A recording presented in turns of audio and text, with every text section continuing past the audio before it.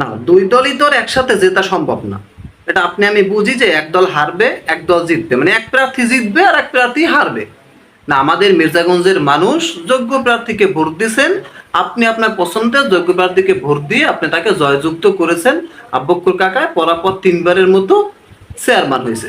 না, এতে তো আমাদের কোনো সমস্যা নেই, আমাদের ভালো, আমরা গর্বিত, তিনি খান পরিবারের গর্বিত সন্তান। না, এই জন্য বিরোধী দলীয় বললে তো ভুল হবে। তারা একই নৌকার মাঝে শুধু বৈঠল এই কারাকারি, সে কিভাবে সন্ত্রাসী হয়?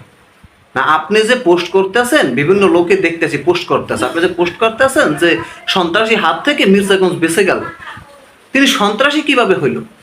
তিনি যদি সন্ত্রাসী হয় তাহলে আপনি তাকে ভোট দিয়ে 5 বছর আগে কিভাবে তাকে আপনি ভাইস চেয়ারম্যান বানালেন? তিনি কি ভাইস চেয়ারম্যান হওয়ার পরে তিনি সন্ত্রাসী হয়েছে?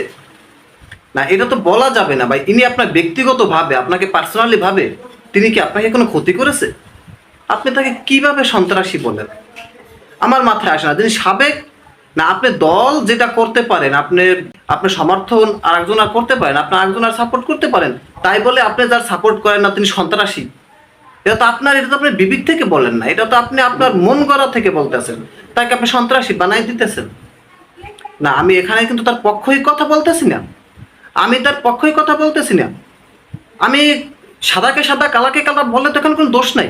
আমি তো একজন নাগরিক, আমার তো বলার অধিকার আছে। কিন্তু এটা তো আমার বুঝতে হবে যে তাকে আমি কেন সন্ত্রাসী বলতেছি? তিনি আমার কোনো ক্ষতি করেছে আজও?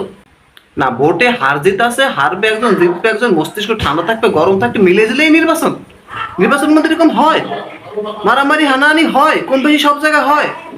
কিন্তু তাই বলে তাকে যে সন্ত্রাসী ধর্ষক এভাবে আপনারা বলবেন, এটা কি মেনে নেওয়া যায়? না, এটা আপনারা কিভাবে বলেন, কোন কোন ইঙ্গিতে তাকে আপনারা এই কথাগুলো বলেন? আমি তার পক্ষই করলাম, তার সাপোর্ট করতেছি না, আমি আসলে দেখে আসলে খারাপ লাগতেছে। আজকে এই জায়গাটায় যদি আব্বকর কাকা থাকতো আর যদি তাকে উল্টা বলা হইতো, আপনার কেমন লাগতো বিষয়টা? না, বিষয়টা তো এটা তো ভালো দেখা যেত না। আপনি এটা তো মাথা দিয়ে ঠেলতে হবে, আপনি তো গোয়া দিয়ে ঠেলাতে হবে না, পাশা দিয়ে ঠেললে হবে।